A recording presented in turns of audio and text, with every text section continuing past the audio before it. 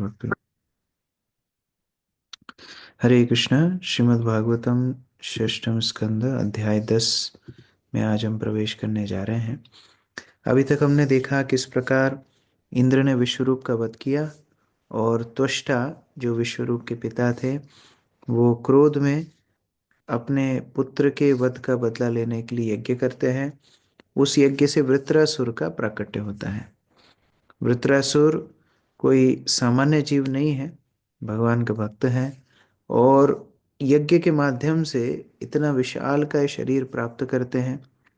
वो देख करके देवता डर जाते हैं, युद्ध होता है और देवताओं को परास्त कर देते हैं वृत्रासुर। देवता हाहाकार करके भगवान के पास जाते हैं, भगवान के पास खूब प्रार्थनाएं करते हैं।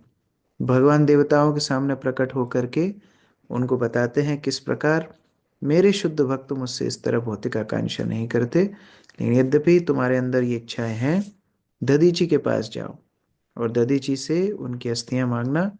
वो अपनी अस्थियां देंगे जिससे विश्वकर्मा वज्र बनाएंगे और उस वज्र से तुम वृत्रासुर का वध कर पाओगे।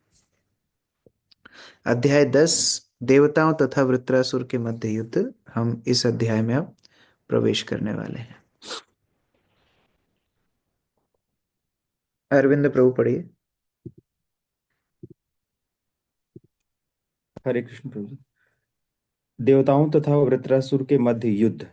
इस अध्याय में बताया है कि इंद्र द्वारा दधीची का शरीर प्राप्त करने के पश्चात दधीची की अस्थियों से वज्र बनवाया गया और फिर देवताओं तथा वृत्रासुर के मध्य युद्ध छिड़ गया। भगवान की आज्ञा अनुसार देवतागण दधीची मुनि के पास गए और उनसे उनका शरीर मांगा। दधीची मुनि देवताओं के मुख से धर्म के विषय में सुनना चाहते थे, अतः उन्होंने हंसी में अपना शरीर त्यागने से इनकार कर दिया, किंतु बाद में सत्कार्य को ध्यान में रखते हुए उन्होंने शरीर त्याग करना स्वीकार कर लिया, क्योंकि मृत्यु के पश्चात इस शरीर को प्रायः कुत्ते तथा गीदड़ जैसे नीच पशु खा जाते हैं। दधीची ने पंचतत्व निर्मित अपने स्थूल देह को पहले मूल पंच तत्वों में समाहित किया और अपनी आत्मा को श्री भगवान के चरण कमलों में स्थिर कर दिया। इस प्रकार उन्होंने स्थूल शरीर त्याग दिया।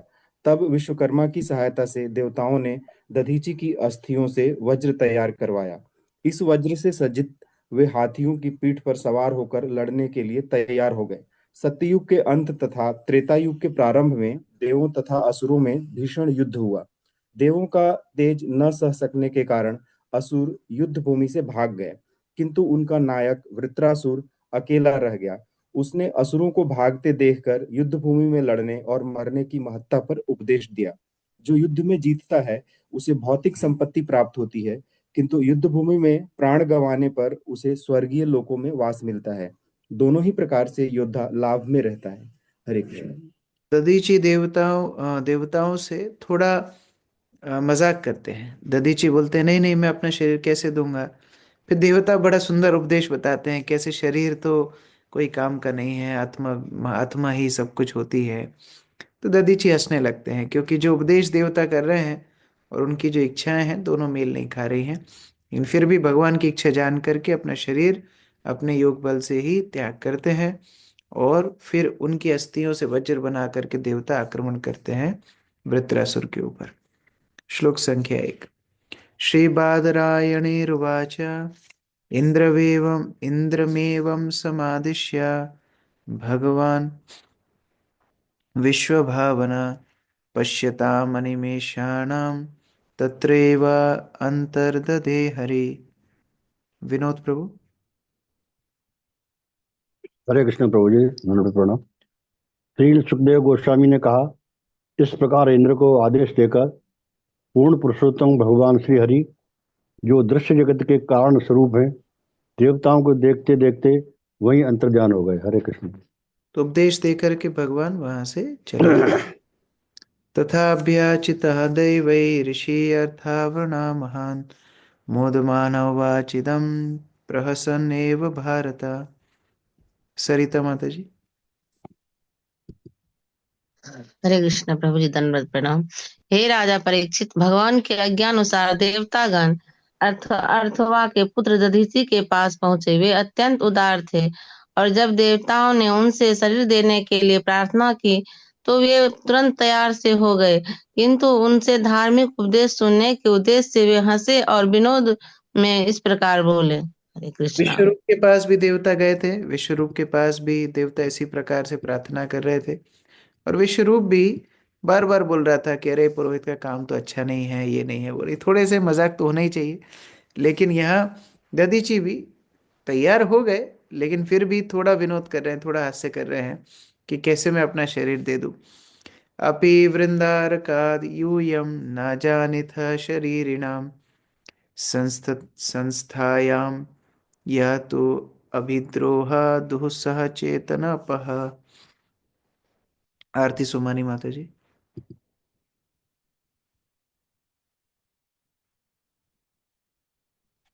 हरे कृष्ण प्रभु जगन्नाथ प्रणाम। हे देवताओं, मृत्यु के समय तीक्ष्ण असह्य वेदना के कारण समस्त देहधारी जीवात्माओं की चेतना जाती रहती है। क्या तुम्हें इस वेदना का पता नहीं है? हरे अपने शरीर छोड़ने धन्यवाद। का आप मुझे बोल रहे हो, आपको नहीं पता मृत्यु के समय कितना कष्ट होता है? तो आप चाहते हो मुझे इस तरह कष्ट हो? इस तरह दधीची थोड़ा विनोद कर रहे हैं। जी जीविषूणाम जीवानाम आत्मा प्रेष्ठा हे सिता का उत्सहेत तम दातुम भिक्षा भिक्षमानाय विष्णवे। कार्तिक जी। हरे कृष्ण प्रभु जी, दंडवत प्रणाम। इस भौतिक जगत में प्रत्येक जीवात्मा को अपना शरीर अत्यंत प्रिय है। अपने शरीर को सदा बनाए रखने के संघर्ष में वे सभी प्रकार से, यहाँ तक कि अपना सर्वस्व निछावर करके भी बचाए रखने का प्रयत्न करता है। अतः ऐसा कौन होगा जो अपना शरीर किसी अन्य को दान देना चाहेगा, भले ही भगवान से विष्णु क्यों ना मांगे। तो हरे छोटा कृष्ण। छोटा बालक भी, इसके अंदर भी ये बोध होता है कि अरे मेरी मृत्यु हो जाएगी, मैं कैसे अपना शरीर दे दूं। और यहाँ तो मेरा शरीर मांग रहे हो। कोई बोल सकता है भगवान के लिए दे दो, तो कितने लोग तैयार होंगे? सड़क पे आप पूछो, भगवान के लिए अपना शरीर दे दो, तो कितने लोग तैयार होंगे? तो ऐसे थोड़ा सा हास्य कर रहे हैं, क्योंकि देवताओं के अंदर इतना समर्पण नहीं है जितना दधीची के अंदर है। देवताओं को तो भगवान ने बोला कि मेरे भक्त लोग इस तरह भौतिक आकांक्षा नहीं करते, फिर भी उन्होंने वृत्रासुर के वध के लिए आकांक्षा की। तो उस प्रकार से थोड़ा दधीची उनको बोध करा रहे हैं कि जो कार्य वो कर रहे हैं वो सर्वश्रेष्ठ नहीं है। हो सकता है उनकी इंद्रिय तृप्ति के लिए कर रहे हैं, लेकिन श्रेष्ठ नहीं है। भूमिका माता जी। तात्पर्य कहा गया है, आत्मा नाम सर्वतो रक्षेत ततो धर्म ततो धनम। मनुष्य को सब प्रकार से अपने शरीर की रक्षा करनी चाहिए, तब वह धर्म और उनके बाद अपने धन की रक्षा करे। यही समस्त जीवात्माओं की कामना होती है। कोई भी अपना शरीर तब तक त्यागना नहीं चाहता जब तक कोई बलपूर्वक छीन न ले। यद्यपि देवताओं ने कहा कि वे भगवान विष्णु के आदेशानुसार अपने लाभ के लिए दधीची का शरीर मांग रहे हैं, किंतु दधीची ने अपना शरीर देने से ऊपरी मन से इनकार कर दिया। इस प्रकार से अपने शरीर की रक्षा करना तो कर्तव्य है ही, लेकिन फिर भी देवताओं से कुछ सुनना चाहते हैं। अब देवता उत्तर दे रहे हैं। श्रीदेवा ऊचुहु किम नो तत् दुस्तज्यम ब्रह्मन् पुंसां भूतनुकंपिनां भवत विधानां महतां पुण्यश्लोक इत्य कर्मणाम। हंसराज प्रभु। हरे कृष्ण प्रभु जी। देवताओं ने उत्तर दिया, हे ब्राह्मण, आप जैसे पवित्र तथा प्रशंसनीय कार्यों वाले पुरुष सभी व्यक्तियों पर परम दयालु एवं वात्सल्य होते हैं।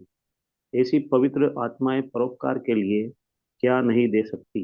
ये सब कुछ, यहाँ तक कि अपना शरीर भी दे सकती है। हरे कृष्ण प्रभु। तो ये उनका काम निकालने का तरीका है। देवता बोल रहे अरे आप ब्राह्मण हैं, आप लोगों के लिए क्या क्या कठिन है? परोपकार के लिए तो साधुओं का जीवन होता है, दे दीजिए, अपना शरीर भी दे दीजिए, क्या बड़ी बात है? इस तरह लोग आकांक्षा भी करते हैं साधुओं से अभी भी। साधुओं को बोलते हैं हाँ आप लोग तो साधु लोग हैं, आपको तो क्या, आपको खाने पीने का क्या दिक्कत है, रहने का क्या दिक्कत, आप तो कहीं भी रह सकते हैं, कुछ भी खा सकते हैं। इसका अर्थ क्या है? हम इंद्रिय तृप्ति करेंगे, आप मत करो, ये मुख्य बात है। लेकिन तीसरे स्कंद में श्रील प्रभुपाद एक तात्पर्य में लिखते हैं, अगर साधुओं की सेवा उत्कृष्ट रूप से होगी तो इस समाज में कोई कमी नहीं होगी। लेकिन हम लोग उल्टा करते हैं, साधुओं को दरिद्रता में रखते हैं और स्वयं इंद्रिय भोग करते हैं। नूनम स्वार्थ परो लोको न वेद पर संकटम, यदि वेद न याचेता नेति नाह यदीश्वरा। अनीता साहू माता जी। जो नितांत स्वार्थी होते हैं वे अन्यों की पीड़ा को सोचे बिना उनसे कुछ याचना करते हैं, किंतु यदि याचक दाता की कठिनाई को जान ले तो वह कोई वस्तु न मांगे। इसी प्रकार जो दान दे सकता है वह याचक भिखारी की कठिनाई नहीं समझता, अन्यथा जो कुछ भी वह मांगे वह उसे देने से इनकार नहीं करेगा। तो अगर वास्तव में आप हमारे दुख के बारे में जानेंगे तो आपको पता पड़ेगा, देखो हम सोमरस नहीं पी पा रहे हैं, हम अप्सराओं का नृत्य नहीं दिख पा रहे हैं, कितना हमें कष्ट है, आपको नहीं समझ में आ रहा है। तो आप अपना शरीर दे दीजिए जिससे हम हमारे कष्ट से बाहर निकल जाएंगे। प्रफुल्ल प्रभु। पर इस श्लोक में दो प्रकार के लोगों का वर्णन है। एक वे जो दान देते हैं और दूसरे वे जो मांगते हैं। भिक्षुक को चाहिए कि संकटग्रस्त मनुष्य से दान न मांगे। इसी प्रकार जो दान दे सकता है उसे चाहिए कि वह भिक्षुक को इनकार न करे। यह शास्त्र के नैतिक उपदेश है। चाणक्य पंडित का कहना है, सन्निमित्ते वरम त्यागे त्यागो विनाशे नियते सति। इस भौतिक संसार की प्रत्येक वस्तु नष्ट हो जाएगी, अतः प्रत्येक वस्तु का उपयोग सत्कार्य के लिए कर लेना चाहिए। यदि कोई ज्ञान में उन्नत है तो उसे सत्कार्य के लिए कुछ भी न्यौछावर करने के लिए तत्पर रहना चाहिए। इस समय संपूर्ण विश्व ईश्वर विहीन सभ्यता के दौर में रहने से भयानक परिस्थिति में है। कृष्ण भावनामृत आंदोलन को ऐसे अनेक विद्वान पुरुषों की आवश्यकता है जो ईश्वर की चेतना भक्ति को संपूर्ण जगत में पुनर्जीवित जीवित करने के लिए आत्म बलिदान कर सके।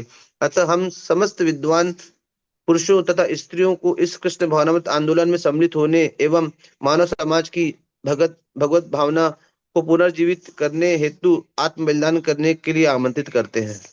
तो अगर उद्देश्य महान हो तो उसके लिए सब कुछ न्यौछावर करने के लिए व्यक्ति को तत्पर होना चाहिए।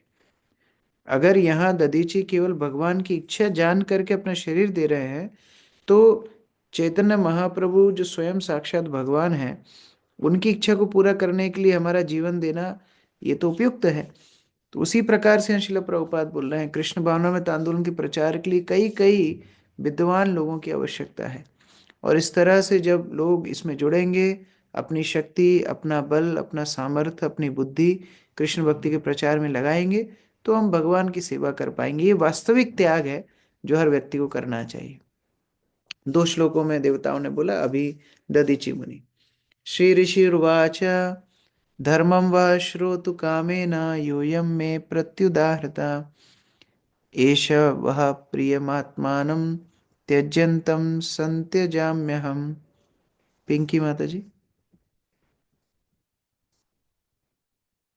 हरे कृष्ण प्रभु, दंडवत प्रणाम। परम साधु दधीची ने कहा, मैंने तुम लोगों से धर्म की बातें सुनने के लिए ही तुम्हारे मांगने पर अपना शरीर देने से इनकार कर दिया है।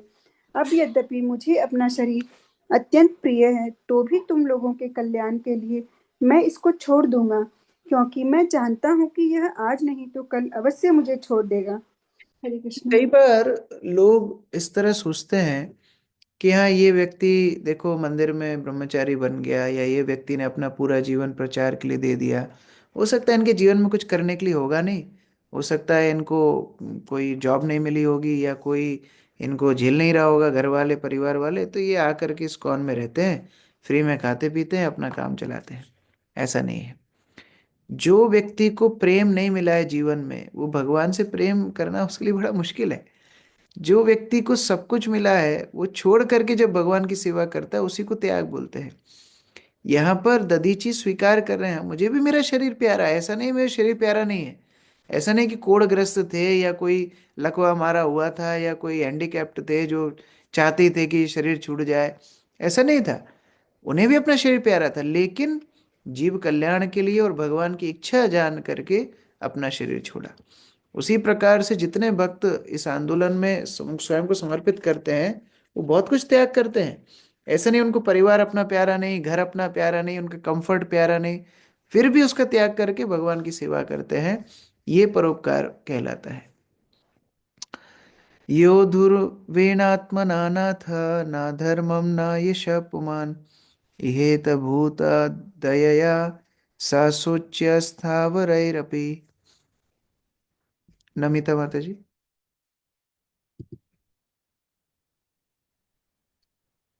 हे देवों, जो ना तो दुखी मानवता पर दया दिखलाता है और ना धार्मिक नियमों या अक्षुण्ण कीर्ति के महान कार्यों के लिए अपने नश्वर शरीर की बलि कर सकता है, वह निश्चय ही स्थवर जीवों तक के द्वारा धिक्कारा जाता है। तो वास्तव में जीवन बना है परोपकार के लिए, और अगर दूसरों के दुख के लिए, परोपकार के लिए अगर अपना जीवन ना दिया जाए, अपने शरीर को ना इस्तेमाल किया जाए, तो वास्तव में जड़ शरीर से भी हमारा शरीर निष्क्रिय हो गया। जड़ शरीर अर्थात जड़ प्राणी वास्तव में नहीं होना चाहिए, यहाँ पर आना चाहिए स्थावर। जड़ मतलब तो होता है मृत, जड़ नहीं, स्थावर। इस श्लोक में भी दिया गया स्थावरई। स्थावर मतलब जो चल नहीं सकते, जैसे पेड़। अब पेड़ अपने स्थान पे खड़ा है, मान लो 5 फुट दूर ही कोई व्यक्ति को कोई मार रहा है, पेड़ थोड़ी बचाने जा पाएगा। या जो स्थित पर्वत होते हैं वो किसी की मदद करने चल नहीं सकते। लेकिन व्यक्ति जिसका शरीर अभी सक्रिय है दूसरों के उद्धार के लिए, कल्याण के लिए, उसको कार्यरत होना चाहिए। ये बहुत महत्वपूर्ण है। नहीं तो उसके चलने का शरीर, जो चलायमान शरीर, उसका क्या अर्थ है। अर्चना माता जी। तात्पर्य: इस प्रसंग में भगवान श्री चैतन्य महाप्रभु तथा वृंदावन के 6 गोस्वामियों ने एक आदर्श स्थापित किया है। जहाँ तक श्री चैतन्य महाप्रभु का संबंध है, श्रीमद् भागवतम में कहा गया है, त्यक्त्वा सुदुस्त्य जसुरेप्सित राज्य लक्ष्मी धर्मिष्ठ आर्यवचसा यद गादरण्यम माया मृगम दैत्येप्सित मंदवाधव वंदे महापुरुष ते चरणारविंदम।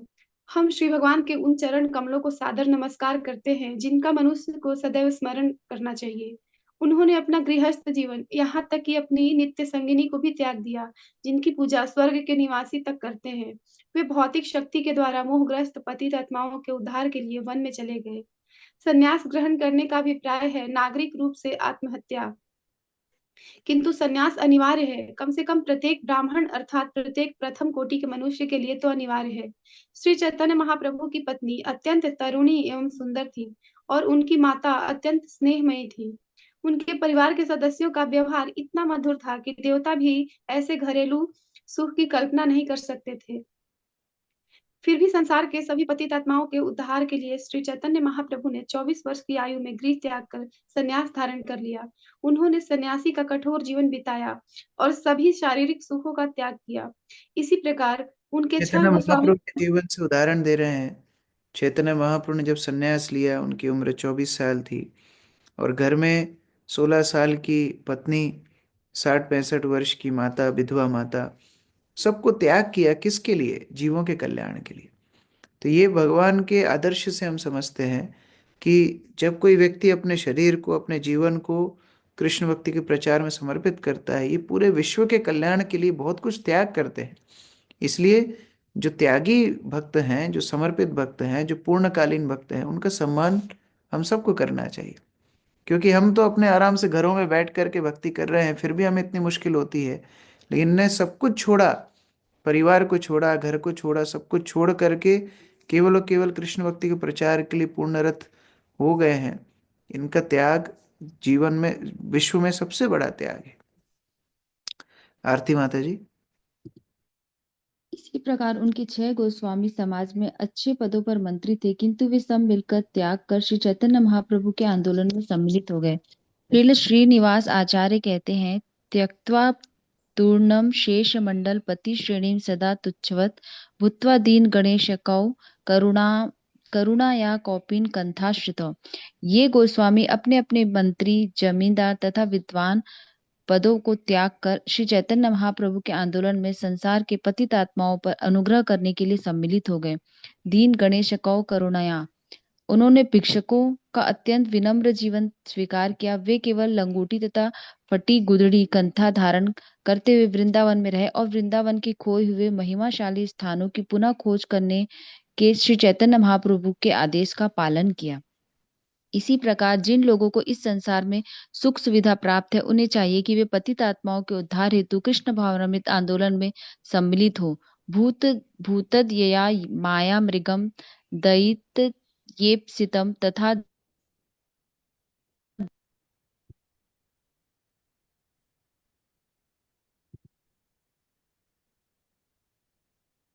ये कि वे श्री चैतन्य महाप्रभु, छह गोस्वामी तथा उनसे भी पूर्व महर्षि दधीची के आदेशों का अनुसरण करते हुए कृष्ण भावनामृत आंदोलन में सम्मिलित हो। क्षणिक शारीरिक सुखों के लिए अपने जीवन को व्यर्थ न देकर मनुष्य को चाहिए कि वे अच्छे कार्यों में लगे। अंततः इस शरीर को नष्ट होना है, अतः मनुष्य को चाहिए कि वह इसका उत्सर्ग संपूर्ण संसार में धर्म फैलाने के शुभ कार्य में करे। इस प्रकार हम देखते हैं कि कैसे चैतन्य महाप्रभु के अनुयायी भी जो ब्राह्मण कुल में जन्म लिए थे और राजसी स्तर पर भी बहुत बड़े पद पर आसीन थे, लेकिन उन्होंने सब कुछ छोड़ा चैतन्य महाप्रभु को आश्रय लेने के लिए। यहाँ चैतन्य चरितामृत में बताया है कि चैतन्य महाप्रभु के सामने जब रूप गोस्वामी सनातन गोस्वामी आए, रूप गोस्वामी और सनातन गोस्वामी दोनों बंगाल प्रांत के, और उस समय बंगाल प्रांत मतलब आज के वर्तमान बंगाल, उड़ीसा का कुछ क्षेत्र, झारखंड का कुछ क्षेत्र, बिहार का कुछ क्षेत्र, अभी का पूरा बांग्लादेश और उधर आसाम, सिक्किम, मेघालय इत्यादि सब मिलाकर के बंगाल प्रांत हुआ करता था।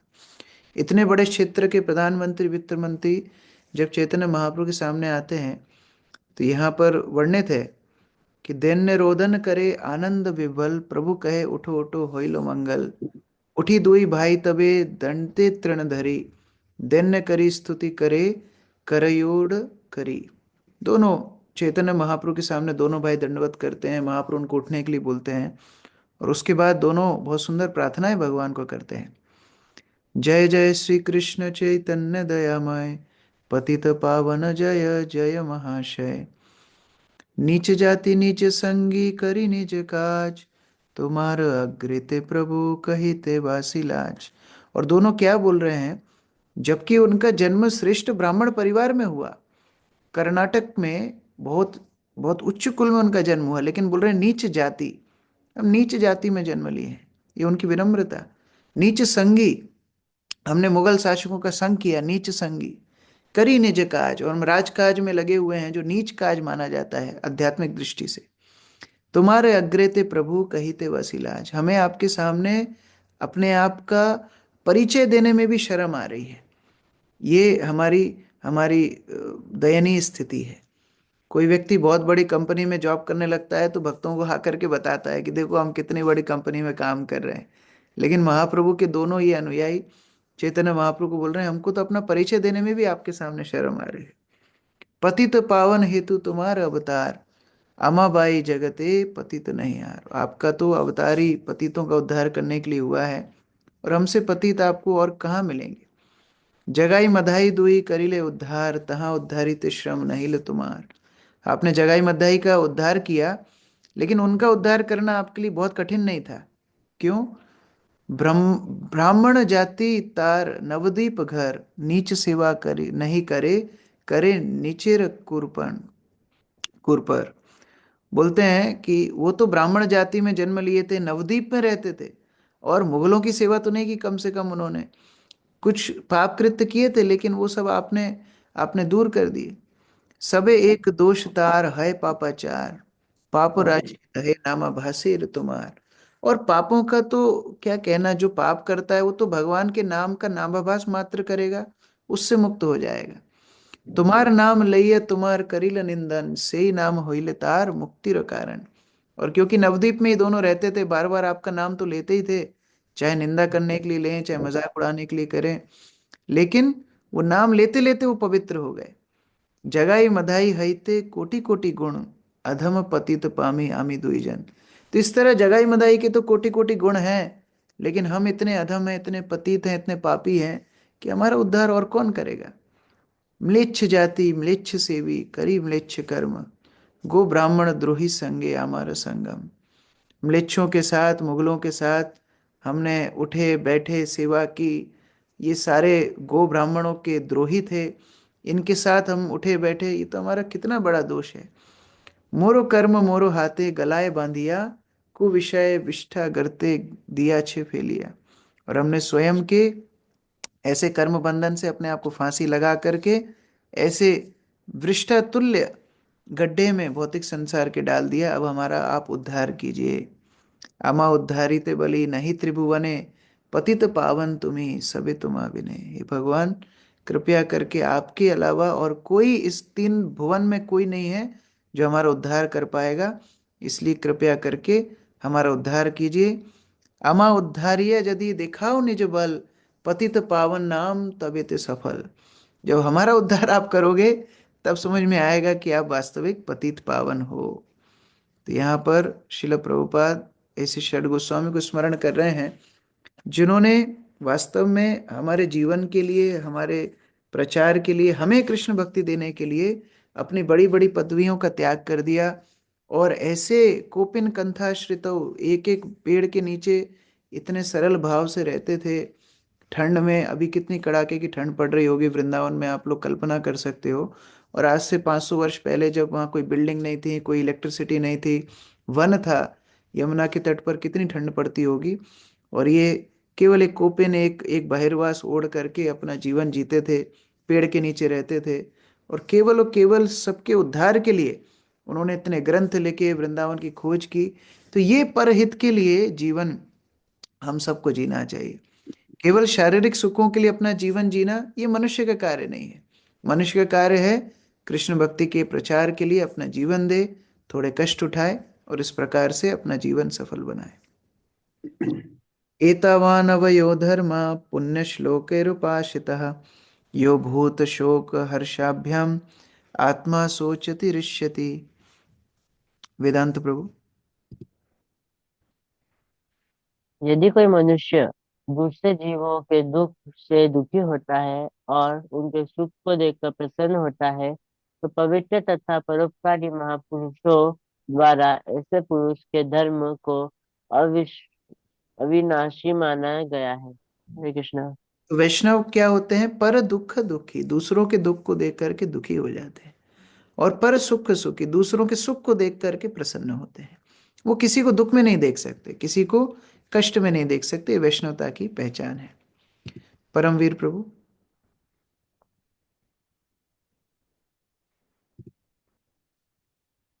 हरे कृष्ण प्रभु, दोनों प्रणाम। भौतिक प्रकृति के गुणों के द्वारा दिए गए शरीर के अनुसार मनुष्य तरह तरह के धर्मों का या व्यासों का सामान्यतः पालन करता है, किंतु इस श्लोक में वास्तविक धर्म की व्याख्या दी गई है। प्रत्येक मनुष्य को चाहिए कि वह दूसरों के दुखों से दुखी और दूसरों के सुख से सुखी हो। आत्मवत सर्वभूतेषु मनुष्य को दूसरों के सुख तथा दुख को अपना ही मानना चाहिए। सभी प्रकार पर बौद्धों का अहिंसा का धर्म धार्मिक सिद्धांत स्थापित है। अहिंसा परम धर्म। जब कोई हमें सताता है तो हमें पीड़ा पहुंचती है, अतः हमें अन्य प्राणियों को नहीं सताना चाहिए। भगवान बुद्ध का ध्येय व्रथा पशु हत्या को बंद करना था, इसलिए उन्होंने उपदेश दिया था कि हिंसा ही सर्वोपरि धर्म है। कभी भी जो भी धर्म के पथ पर हैं, जो भी अध्यात्मवादी हैं, जो भी भक्त हैं, किसी भी जीव को हिंसा करना, कष्ट पहुंचाना, ये उनके स्वभाव में ही नहीं होना चाहिए। आशा माता जी। एक और कोई पशुओं का वध करता रहे और दूसरी ओर धार्मिक कहलाए, ऐसा संभव नहीं है। ये सबसे बड़ी धूर्तता है। ईसा मसीह ने कहा है कि हिंसा मत करो, किंतु दम्भी लोग अपने आप को ईसाई कहलाते हुए हजारों पशुवध केंद्र चला रहे हैं। इस श्लोक में ऐसे दम्भ की निंदा की गई है। मनुष्यों को दूसरों को प्रसन्न देखकर प्रसन्न होना चाहिए और दुखी देखकर दुखी होना चाहिए। इसी नियम का पालन होना चाहिए। दुर्भाग्यवश इस समय तथाकथित परोपकारिता मानववादी लोग बेचारे पशुओं के प्राण लेकर संपूर्ण मानवता के सुख का समर्थन कर रहे हैं। इस श्लोक में इसकी संस्तुति नहीं की गई है। इस श्लोक में यह स्पष्ट कहा गया है कि मनुष्य को सभी जीवों के प्रति दयालु होना चाहिए, चाहे मनुष्य हो, पशु या वृक्ष। ये सभी जीवात्मा पूर्ण पुरुषोत्तम भगवान की संतानें हैं। तो श्रीमद् इस भगवत प्रकार से ऐसा नहीं कि केवल कुछ योनियों को, कुछ मनुष्यों को हम सत्कार देंगे और बाकी लोगों को नहीं देंगे। नहीं, सारे जीव जिस भी योनि में हो, सभी भगवान की संतान हैं और उन सबको सुख प्राप्त कराना हमारा कर्तव्य। कम से कम सुखी ना कर पाए तो उनके दुख का, कष्ट का कारण ना बने। अमित प्रभु। श्रीमद् भगवद गीता में भगवान श्री कृष्ण कहते हैं, सर्व योनिषु कौन्तेय मूर्तयः संभवन्ति याः तामसा ब्रह्मा महद्योनिरहम बीज प्रदः पिता। हे कुंती पुत्र, यह समझ लेना के चाहिए कि सभी प्रकार की योनियां इस भौतिक प्रकृति में जन्म लेने के कारण ही संभव होती हैं और मैं बीज प्रदान करने वाला पिता हूँ। इन जीवात्माओं के विभिन्न रूप उनकी ब्रह्म वेशभूषाएं हैं। प्रत्येक जीव वास्तव में आत्मा है जो ईश्वर का अंश है। इसलिए किसी एक प्रकार के जीव का पक्ष नहीं लेना चाहिए। एक वैष्णव समस्त जीवों को ईश्वर के अंश के रूप में देखता है, जैसा कि श्री भगवान श्रीमद् भगवद गीता में कहते हैं, विद्या विनय संपन्ने ब्रह्मणे गवी हस्तिनी शुनि चैव शापके च पंडिता समदर्शिनः। यथार्थ ज्ञानी पुरुष विनम्र विद्या विनय युक्त ब्राह्मण गाय हाथी कुत्ते और चांडाल को समान दृष्टि से देखता है। ब्रह्मभूत न प्रसन्नात्मा न शोचिति न कांक्षति सम सर्वशु भूतेषु मद्भक्ति लप्ते पराम। दिव्यत्व प्राप्त पुरुष को तत्काल परम ब्रह्म की अनुभूति होती है और वह पूर्णतया प्रसन्न हो जाता है। वह न तो शोक करता है और न किसी वस्तु की इच्छा करता है। वह सब प्राणियों में संभाव रखता है। इस अवस्था में वह मुझे शुद्ध भक्ति प्राप्त करता है। अतः वैष्णव सचमुच पूर्ण मानव है, क्योंकि वह दूसरों को दुखी देखकर शोक करता है और दूसरों को प्रसन्न देखकर स्वयं प्रसन्न होता है। वैष्णव पर दुखी होता है। वह बद्ध जीवों को भौतिकता से देखकर सदैव दुखी होता है। इसलिए वैष्णव संपूर्ण संसार में कृष्ण भावना का उपदेश देने के सदैव व्यस्त रहता है। हरे कृष्ण प्रभु जी। इस प्रकार से सबसे बड़ा दुख जीवात्मा का क्या है? भगवान से विलग होना। और इसीलिए कृष्ण भक्ति का प्रचार वैष्णव लोग करते हैं, जिससे पुनः व्यक्ति भगवान से संपर्क में आ सके, जुड़ सके, भगवान की भक्ति कर सके, भगवान के धाम वापस जा सके। हरे कृष्ण। ग्रंथराज श्रीमद् भागवतम की जय। श्रील प्रभुपाद की जय। किसी का कोई प्रश्न है?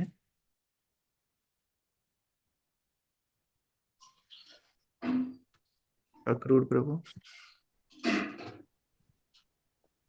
श्री कृष्णा प्रभु जी। प्रभु जी, ये जो भूमिका है इस अध्याय का, उसमें उल्लेख आया, दधीचि ने पंच तत्व से निर्मित अपने स्थूल शरीर को पहले वो आएगा, पंच तत्वों में समाहित किया। वो अभी आएगा।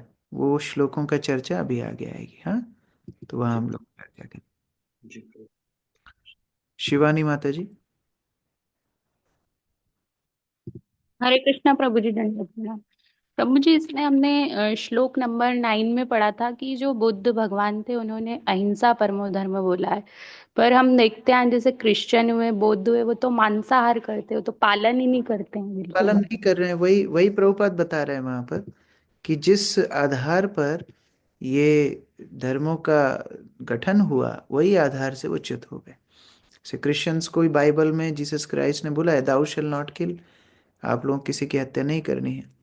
वो उसको बदल देते हैं। वो बोलते हैं नहीं नहीं, केवल मनुष्यों के लिए बोला है, को पशु को मार सकते हैं। तो इस तरह जो अपवाद चल जाते हैं, फिर अपने ही धर्म से च्युत हो जाते हैं। तो प्रभुपाद वही बोल रहे हैं कि धार्मिक सिद्धांतों का पालन होना चाहिए। हरे कृष्णा प्रभु जी। हंसराज प्रभु। हरे कृष्णा प्रभु जी। अब प्रभु जी, जैसे सन्यास ले लिया, अब सन्यास के बाद जैसे घर में मम्मी है, तो फिर उनकी देख रेख के लिए फिर क्या, जैसे उम्र हो जाती है फिर बाद में उनका कैसा क्या रहता है? कोई ना कोई व्यवस्था की जाती है, जैसे परिवार में बाकी भाई हों या परिवार में कोई इस तरह सेवक हो। जैसे चैतन्य महाप्रभु घर में एक सेवक था ईशान, वो फिर उनकी माता का ध्यान रखता था, और उनकी पत्नी तो थी, वो ध्यान रखती थी। लेकिन पहले जमाने में जो सन्यास लेते थे, फिर वो भगवान पर भी आश्रित रहते थे कि फिर भगवान उनके परिवार का ध्यान रखेंगे, क्योंकि वो पूरे विश्व को ही अपना परिवार मानते थे। आज हम एक शारीरिक नाते के कारण एक दो लोगों को अपना परिवार मानते हैं, लेकिन सारा विश्व ही तो हमारा परिवार है। तो वो भावना से फिर वो लोग सन्यास लेते थे। सन्यासी एक पूरे समाज का पिता समान होता है, तो उनको त्याग करना पड़ता है।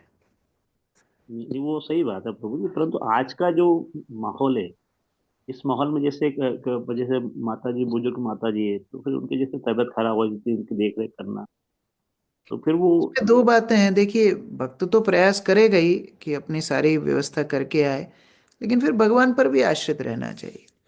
आज हम लोग सोच रहे हैं हम हमारे परिवार का ध्यान रखेंगे। कई ऐसे माता पिता हैं जिनकी आंखों के सामने बच्चों की मृत्यु हो जाती है, और कई माता पिता ऐसे हैं जो बड़े सम्मान से बता रहे हैं सब दुनिया में कि हमारे बच्चे देखो अमेरिका में, लंदन में, बेचारों इनकी इनकी मृत्यु होती है तो अंतिम संस्कार के लिए भी नहीं आते। तो उनका सही क्या बात कहना बोल रहे हो जी, बिल्कुल। हाँ हाँ, वो सही बात है। वो मतलब ऐसे बहुत सारे उदाहरण भी रहते हैं जो मतलब बताते हैं हमको कि देखो ये माँ बाप यहाँ है और उनके बेटे वहां पर है बाहर। है? तो हाँ, तो मतलब भौतिकता के अधिकांश लिए भले ही सब कुछ अधिकांश होगा। अधिकांश ऐसे ही हो रहा है। अभी अभी आपको आश्चर्य होगा, हम अमेरिका में थे लास्ट ईयर। हमको एक भक्त बता रहे थे कि वहाँ एक दंपति का वो हुआ, मृत्यु हुई घर में। वो सूख करके कंकाल बन गए उनके माता पिता, और बच्चे उनके घर में गए नहीं।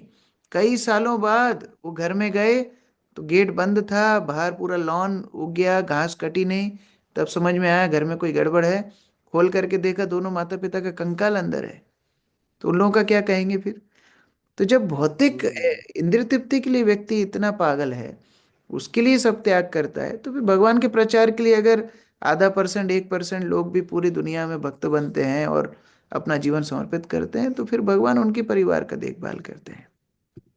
प्रभु जी, ये मतलब आध्यात्मिक लोगों से उम्मीद करते हैं कि आप इंद्रिय तृप्ति, आपने सही बोला कि आप इंद्रिय तृप्ति मत करो, हम करेंगे। मतलब हाँ, आपको क्या हम जरूरत हम है? माता पिता को छोड़ के दूसरे विदेशों में रहेंगे, वो ठीक है। आप वो माता ठीक पिता है। को छोड़ के केवल 2 गली दूर मंदिर में मत रहो, आप घर में हाँ रहो। बस। फिर तो अच्छा, इतने मतलब अच्छा, वृद्धाश्रम में जितने बूढ़े माता पिता हैं वो क्या भक्तों के माता पिता हैं? वो अभक्तों के माता नहीं पिता। नहीं, अब वक्त उन्होंने हो गए, उनके ऊपर सही कोई बात। वो नहीं बोलेगा। तो इस तरह केवल इंद्र तृप्ति जब कोई सभ्यता का लक्ष्य हो तो इस तरह फिर विचार आते हैं। ठीक है, थैंक यू प्रभु जी, हरे कृष्णा, दंडवत प्रणाम। विनोद प्रभु। हरे कृष्ण प्रभु जी, दंडवत प्रणाम। प्रभु जी, श्री 9वें अध्याय के जो 40वें श्लोक का तात्पर्य था ना, कृष्ण अस्तु भगवान स्वयं। कृष्ण स्वयं भगवान है, बाकी के सभी विष्णु के अवतार हैं। तो कृष्ण और विष्णु में ये प्रभु थोड़ा बताएं। और दूसरा ये प्रभु, जैसे ऋण बताए गए हैं, आपने बताया था देव ऋण, ऋषि ऋण और पितृ ऋण और समाज ऋण। तो उसमें वो ऋषि ऋण और ये तो बता दिया था आपने, कर्म कांड के द्वारा देव ऋण का किया। पर पितृ का आ गया है तो उसमें माता का ऋण नहीं आया प्रभु जी। पितृ का मतलब केवल पिता नहीं है, पितृ मतलब हमारे पूर्वज। पितृ जी मतलब सारे पूर्वज, तो उसमें माता भी आएंगी, पिता भी, दादा दादी सब आएंगे। जितने पूर्वज हैं वो सब पितृ कहलाते हैं, केवल पिता नहीं। और दूसरा, जी भगवान विष्णु और कृष्ण में अंतर नहीं है। जब भगवान कृष्ण इस भौतिक संसार को पालन करने के लिए रूप लेते हैं तो विष्णु का रूप लेकर के आते हैं। लेकिन वो विष्णु के रूप में केवल ऐश्वर्य भाव होता है।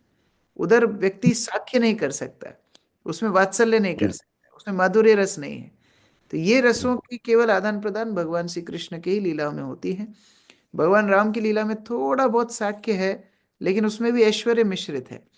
जैसे गुहा के साथ मित्रता की, लेकिन गुहा भगवान को भगवान रूप से ही पूजा करता है। वो ऐसा नहीं कि भगवान रामचंद्र के कंधे पर चढ़ जाए और उनके ऊपर फिर बोले घोड़ा बन के उनको घुमाओ।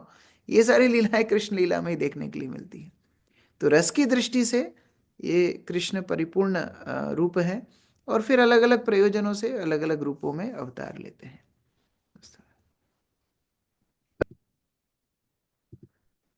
ब्रजेश प्रभु। हरे कृष्ण प्रभु जी, धन्यवाद प्रणाम। प्रभु जी, ये भगवत गीता चैप्टर नंबर 14 का श्लोक नंबर 10 है, जिसमें बताते हैं कि भगवान प्रकृति के 3 गुण हैं, सत्वगुण, रजोगुण, तमोगुण, और इन तीनों में स्पर्धा चलती रहती है। कभी सत्वगुण की प्रधानता हो जाती है, कभी रजोगुण की प्रधानता, कभी तमोगुण की। तो इन्हीं से हमारा व्यवहार चेंज होता है। जब हाँ, हमारी प्रधानता में रजोगुण ज्यादा होगा तो हम रजोगुणी व्यवहार करते हैं। तो इस व्यवहार को कंट्रोल कैसे किया जाए? क्या? भगवान तो कहते हैं ब्रह्म भूयाय कल्पते, जब हम भक्ति में लगेंगे तीनों गुणों से ऊपर हो जाएंगे। तो ये भक्ति का जो पथ है, ये हमें तीनों गुणों से मुक्त करने के लिए ही है। तो भगवान शिल प्रभुपाद भी भगवान श्री कृष्ण को प्रार्थना करते हैं, भागवतेर कथा तब अवतार धीर हुई है सुनी यदि कानी बार बार। जब श्रवण और कीर्तन चलेगा बार बार धीरता के साथ, दृढ़ता के साथ, तो अपने आप रजोगुण, तमोगुण इत्यादि गुणों का प्रभाव हमारे ऊपर से कम होता चला जाएगा। और इसमें जैसे हम तीनों गुणों को जो पार कर जाता है तो वो ब्रह्म स्थिति में होता है। तो ब्रह्म स्थिति क्या है प्रभु जी, जो ये? ब्रह्म स्थिति अर्थात आत्मा के स्तर पर जो आत्मा भगवान का दास है, वो साक्षात्कार करना कि मैं ये भौतिक संसार का नहीं हूं, मैं भगवान का हूं, ये साक्षात्कार करना, ये ब्रह्म स्थिति है। थैंक यू प्रभु जी। हरे कृष्ण। सरिता माता जी। हरे कृष्णा प्रभु, दंडवत प्रणाम। मेरा दो प्रश्न है प्रभु जी। एक प्रश्न तो पहले दधीचि मुनि अपना शरीर त्याग कैसे कर दिया अभी प्रभु जी? आएगा, आगे कैसे किया आगे बताएंगे।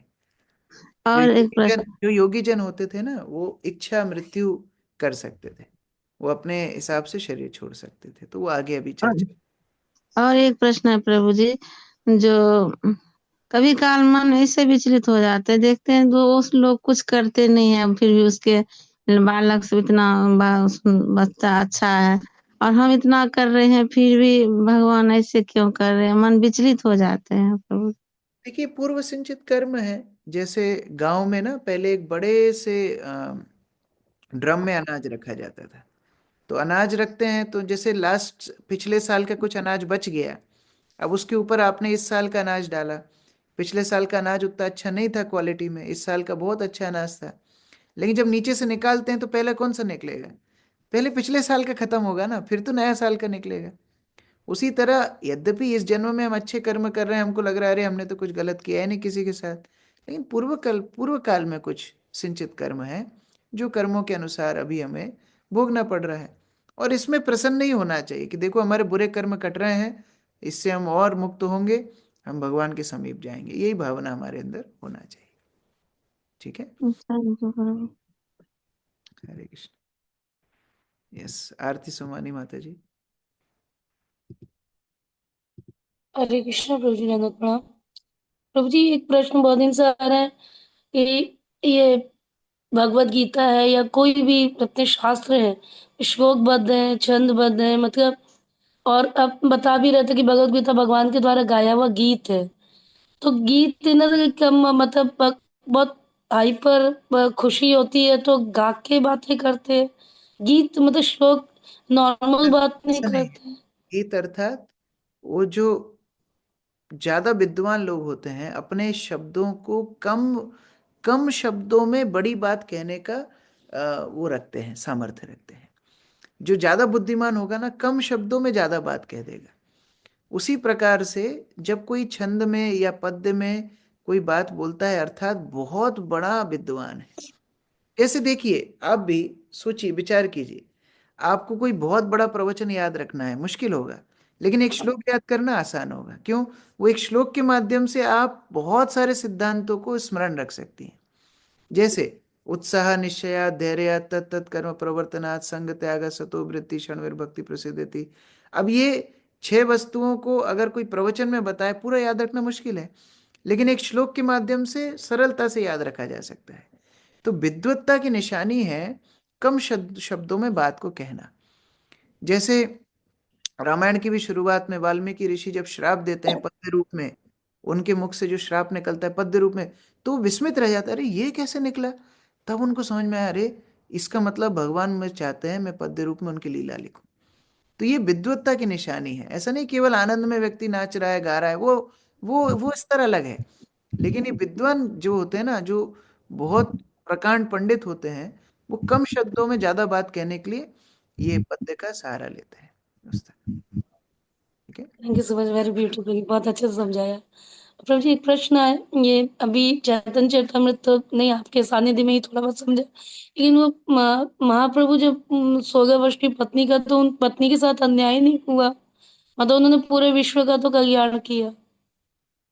देखिए, यही यही हमारी समस्या है। हम लोग भगवान की लीलाओं से शिक्षा नहीं लेते हैं, लेकिन हम भगवान की लीलाओं में और जो छोटी से छोटी चीज है उसको पकड़ने का प्रयास करते हैं। आप सोचिए, आपके एक बहुत बड़े नगर की आपको जिम्मेदारी है। आप मान लो एमएलए हो और आप कोई एक बहुत बड़ा एरिया संभाल रहे हो। उस एमएलए बनने के बाद एक व्यक्ति को उस पूरे क्षेत्र में स्वाइन फ्लू हो गया या कोरोना हो गया, डेडली डिसीज हो गया, आप क्या करोगे? उस व्यक्ति के साथ में रहोगे या उसको क्वारंटीन करोगे? क्या करोगे? क्वारंटाइन। क्यों क्वारंटीन क्यों करोगे? क्वारंटाइन। क्यों? उसके साथ अन्याय नहीं हुआ? सबके। उसको अन्याय क्यों कर रहे हो आप? उसको घूमने क्यों नहीं दे रहे आप? उसका क्या अधिकार नहीं है मूवी पे जाए? उसका अधिकार नहीं है सबके साथ बैठ करके खाए? क्यों आपने उसको क्वारंटीन किया? बताओ, क्या उत्तर होगा इसका? सबके लिए नुकसानदायक। हाँ, अगर एक व्यक्ति के पीछे हम पड़ जाएंगे तो पूरा समाज छोड़ छूट जाएगा। उसी प्रकार चैतन्य महाप्रभु घर में रहते थे तो आज हम कृष्ण भक्ति में नहीं होते थे। चैतन्य महाप्रभु ने गृह त्याग किया, संन्यास आश्रम ग्रहण किया, पूरे भारतवर्ष में कृष्ण भक्ति को फैलाया। और इतने उपलब्ध महाप्रभु सबके सामने हुए, जो कि सार्वभौम भट्टाचार्य से शुरू करके प्रकाशानंद सरस्वती, वहाँ वेंकट भट्ट, दक्षिण भारत में सभी लोगों ने महाप्रभु को स्वीकार किया। अब मान लो पत्नी के साथ महाप्रभु घूमते थे तो क्या उस तरह का प्रचार हो पाता था? तो ऐसा नहीं महाप्रभु ने अन्याय किया। मैं वही वही प्रभुपाद जी ने भी तात्पर्य में बोला और मैं भी वही चीज बता रहा था कि जब कोई महान व्यक्तित्व कोई त्याग करता है, इसका मतलब नहीं उनसे उनको प्रेम नहीं था। भगवान राम ने सीता को वन में भेजा तो क्या सीता से प्रेम नहीं था? जिस सीता के लिए इतने दूर चल करके गए, लंका के ऊपर चढ़ाई की, उस सीता का त्याग करना क्या आसान था? समाज के लिए किया। तो ये हमें सुन करके आंखों में आंसू आना चाहिए कि भगवान ने हमारे लिए कितना बड़ा त्याग किया। हमारी भावना क्या आ रही है? देखो देखो, त्याग, उनके साथ अन्याय कर दिया, भगवान कितने क्रूर हैं। तो ये हमारी बद्ध अवस्था का एक लक्षण है। उसी तरह चैतन्य महाप्रभु ने जो उनकी पत्नी का त्याग किया, वास्तव में कितना बड़ा त्याग है। जो साक्षात लक्ष्मी स्वरूपा है, उनको छोड़ के चैतन्य महाप्रभु हमारे लिए वन वन में गए, ग्राम ग्राम में गए, कृष्ण भक्ति का प्रचार किया। ये भावना होनी चाहिए। और उससे शिक्षा हमें ये लेनी चाहिए कि अगर भगवान अपनी नित्य संगनी लक्ष्मी का त्याग कर सकते हैं तो हम अपनी छोटी छोटी बुरी आदतों का, हमारे आलस्य का, हमारे बहानों का त्याग क्यों नहीं कर सकते? ये शिक्षा हमें लेना है। ठीक है जी प्रभु जी, थैंक यू, बहुत अच्छे समझाया है। मैं वही सोच रही थी प्रभु जी, आपकी इतनी टाइट रूटीन रहती है, आप मंगला भी करते हैं और पूरा मतलब कैसे, ये क्या मतलब कृपा है या सिस्टमेटिक ये फॉलो पे आवश्यकता है, डिसिप्लिन रूटीन है? ये आवश्यकता है। अगर मैं नहीं करूंगा तो तो प्रभु जी बीमार नहीं होते हैं, तबीयत नहीं खराब होता है? सभी भक्त करते हैं, ऐसा मतलब उनके इतना सभी डिवोटीज करते हैं। इस्कॉन के सभी डिवोटीज सुबह उठते हैं, जब करते हैं, जब तबीयत खराब होती है नहीं कर पाते हैं। तो इट्स इज नॉर्मल, सभी प्रभुपाद के भक्तों का वही शेड्यूल है, कुछ विशेष नहीं है। Thank you so much Prabhu ji for your kind association. धन्यवाद। बसंत प्रभु। हरे कृष्णा प्रभु जी, धन्यवाद, प्रणाम प्रभु जी। स्टार्टिंग में जो चर्चा हुई थी तो ये वो मैं बहुत पहले भी रियलाइज किया था कि जब मेरी शादी नहीं हुई थी तो माता पिता बोले थे तो बहुत सारे चीजें ये वो, पर हम जो देख रहे हैं कि एक्चुअल में हम तो ना उनकी सेवा कर पाते हैं ना कुछ। हम यहाँ पे हैं, एक एक साल में कभी जाते हैं और फोन भी बहुत रेयरली कर पाते हैं, इतना शेड्यूल ये रहता है। एक्चुअल में तो हम उन्हें कुछ कर ही नहीं पा रहे हैं। तो ऐसे कई सारे लोग हैं जो मतलब मैंने बात किया था कि मैं ब्रह्मचारी आश्रम में जाना चाहता हूँ ये वो। तो उस टाइम तो मैं तो एक तरह से बेवकूफ ही बन गया, मतलब चारों तरफ से ठगा गया। तो ऐसे कई लोग इस ऐसे तरह इस भावना चीज नहीं से। होनी चाहिए, इस तरह भावना नहीं होनी चाहिए। जी देखिए, जीवन समर्पित करने का मतलब केवल भगवा धारण करके मंदिर में रहना नहीं है। जीवन जी समर्पित आप अभी भी कर सकते हो। आप जिस स्थिति में हो, आपके जीवन को कृष्ण भक्ति के प्रचार में लगाओ। मंदिर में जी भी सेवा करनी पड़ती है, तो आप अपने परिवार का ध्यान रखते रखते भी आप प्रचार कर सकते हो। ऐसा नहीं है मंदिर में कोई व्यक्ति है तो पूरा दिन ही प्रचार करेगा, ऐसा तो नहीं है। फिर उसका भी कोई जी डिपार्टमेंट होता है, उसको संभालना पड़ता है, उसके साथ समय निकाल के प्रचार करना पड़ता है। तो आप ये समझ लो कि आपका डिपार्टमेंट है जहाँ आपको कोचिंग में जाना है, पढ़ाना है, परिवार का ध्यान रखना है और समय निकाल के प्रचार करना है। कृष्ण जी भक्ति का प्रचार केवल एक आश्रम से संभव नहीं है। प्रभुपाद ने जब जी प्रचार किया तो गृहस्थों को भी लगाया, ब्रह्मचारियों को भी लगाया। और प्रभुपाद के जी समय में तो गृहस्थों ने ज्यादा प्रचार किया। प्रभुपाद ने 3 गृहस्थों को भेजा लंदन में जाकर के, उन्हें पूरे ब्रिटेन में प्रचार कर दिया।